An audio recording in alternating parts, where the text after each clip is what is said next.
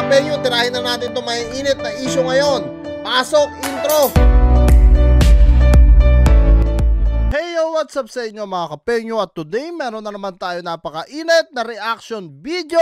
Utol Janel Casimero, training nga neto ni Doc J. Disclaimer lang mga kapenyo, medyo matagal na po itong video na to. Sasabihin ko na po sa inyo kaagad, no? At marami lang pong nag-request nito sa akin kanina. Kasi po, doon sa una kong reaction video kanina, doon kay Kuya Lods at dito nga kay Doc J, tinatawan-tawanan ko lang mga kapenyo, no? Dahil alam ko naman na hindi naman seryoso na magiging coach talaga ito ni Utol Janel Casimero. Pero dahil po sa request ninyo ng mga solid kapenyo ko, ito po, ginawan po natin ng reaction video to, no? So napakarami po kasi nag-comment sa akin na sinabi nga nila na what if mga kapenyo, wag po natin ganong seryosohin ha. Kanina pala sinabi ko na medyo matagal na tong video na to, sinasabi lang po na mga nagko-comment sa akin, what if lang naman kung maging head coach nga ito talaga neto ni Utol Janel Casimero. Sa palagay nyo ba mga kapenyo, malaki ang maitutulong ni Doc J or may improve niya sa kanyang skills lalo mga kapenyo para nga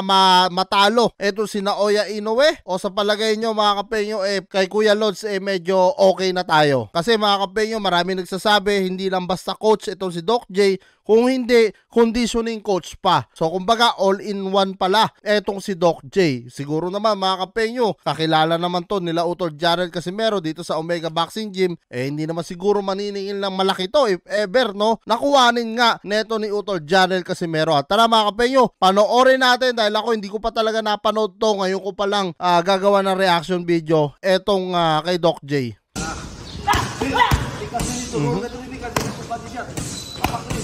Bisaya din pala tong si Doc Joy, no?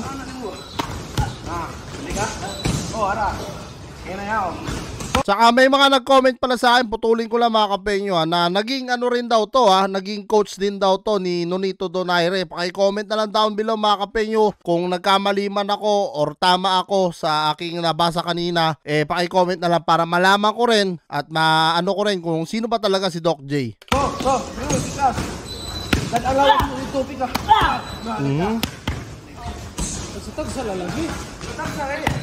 Solid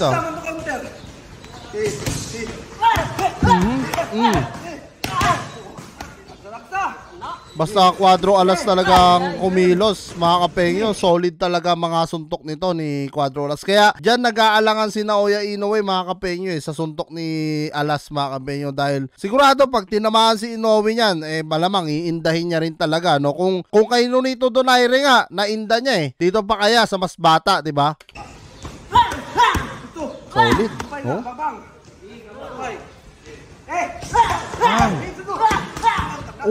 Palsik yung meat, solid.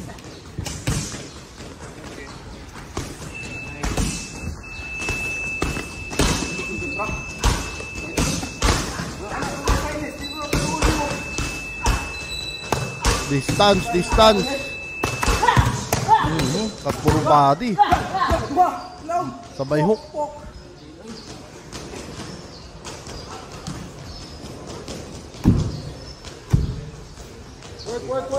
Tagas talaga yung pawis si Utol Janel dito.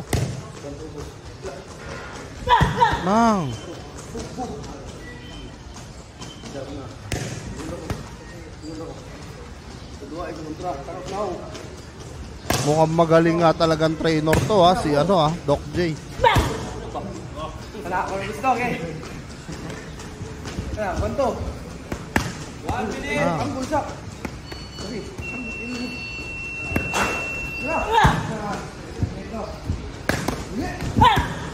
Puta rin, solid yun.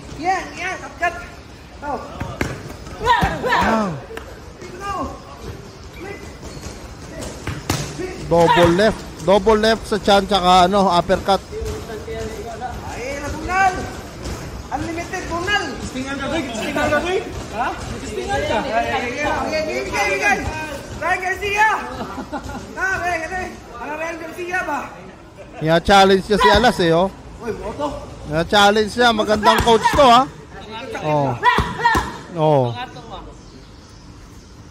Talagang inaano niya mga kapenyo, sinasagad niya si Quadro Alas dito. Sumbag lang, kita mo ante. Inuubos niya yung ano ni Alas, yung hangin talaga, oh. Nice one. Ganda, maganda. Magaling nga na coach to, mga kapenyo, ha. Talagang nauubos niya ang lakas dito ni Cuadro Alas. Sa totoo lang, ha, talagang kitang-kita naman natin kung paano niya talaga puspusan na tinetraining, no, etong si Cuadro Alas dito. Yan ang magandang ano talaga, maging conditioning coach ni Alas, o coach.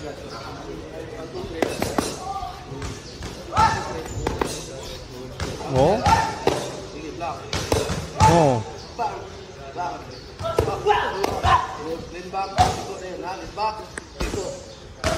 Marami siyang mga tinuturong teknik kay Utol.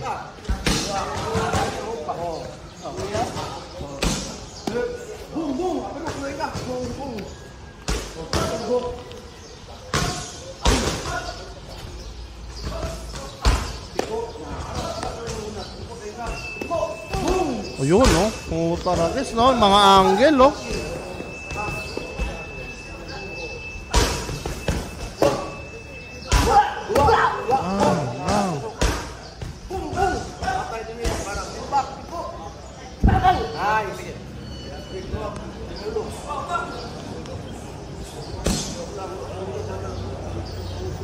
Yun yung mga straight eh, no? Nagdadodge siya, oh. Ayan, oh.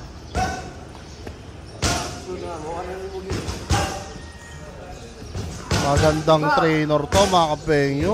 Magaling to. Oh.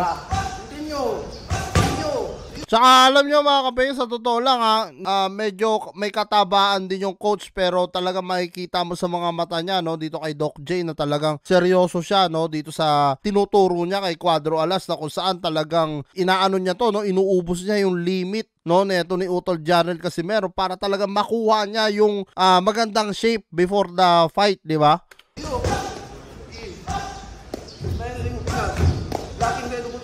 Oh. Ikatay ko, 1, 2, pat ha! Pat!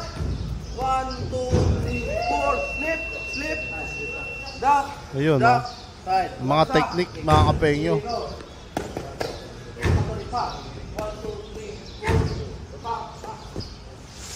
Mga combo, no? Mga combo. Ayun. Luwag niyo kulo. Ayun lang, luwag pa.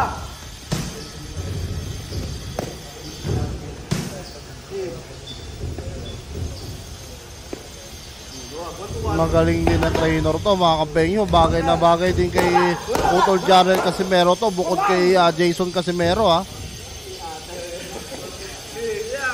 Malaki may tutulong nito sa improvement ni Utol Janel.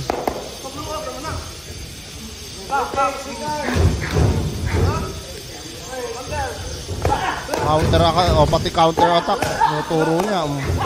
Ayun. Yun, oh. Pati pag-dodge. Galing, magaling to.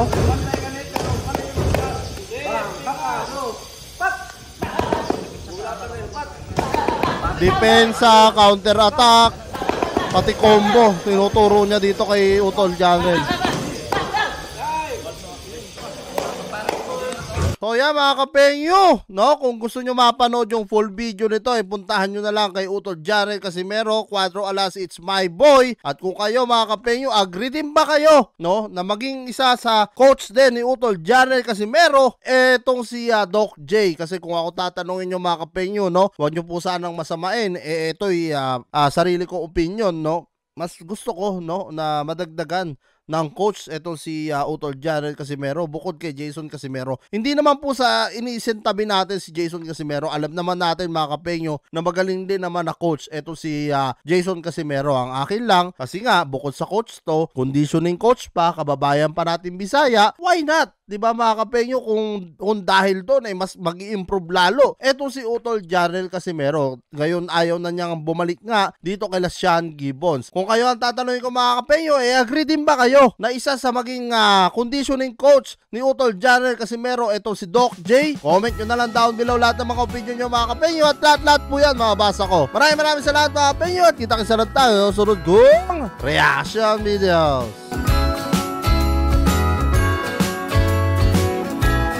Jingle bells ringing in my ear. Jingle bell, a sound that's oh so dear. Frosty the snowman is all around town. Watch out for reindeers are falling down. We stay up waiting for Santa tonight. He climbs down the chimney at the speed of light, while we're dancing around the Christmas tree, hugging and kissing.